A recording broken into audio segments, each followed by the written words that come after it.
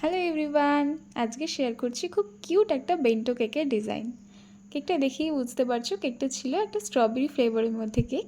তো কেকটার বেসটা বানিয়েছিলাম লাইট পিঙ্ক কালারের মধ্যে, আর যে ক্রিমটা ইউজ করছি সেটা স্ট্রবেরি ফ্লেভারেরই বাট হোয়াইট কালারের ক্রিম ইউজ করছি।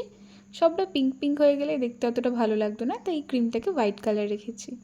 তো কেকটার ইনসাইডে বেশি বেশি করে স্ট্রবেরি ক্রাশ আর হোয়াইট চকো চিপস অ্যাড করেছি, আর কেকটা সোকিংও করেছি স্ট্রবেরি ক্রাশকে জলের মধ্যে মিক্স করে, যাতে করে বেশি বেশি করে স্ট্রবেরি ফ্লেভারটা পাওয়া যায়।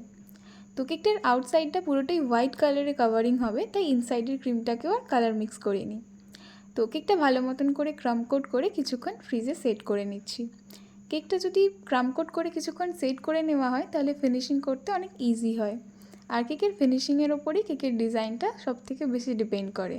যে কোনো ডিজাইনই কেকের ফিনিশিংয়ের ওপরই বেশি ভালো লাগে। তো যাই হোক, কেকটার যেরকম বললাম আউটসাইডটা পুরোটাই হোয়াইট কালারের মধ্যে ছিল।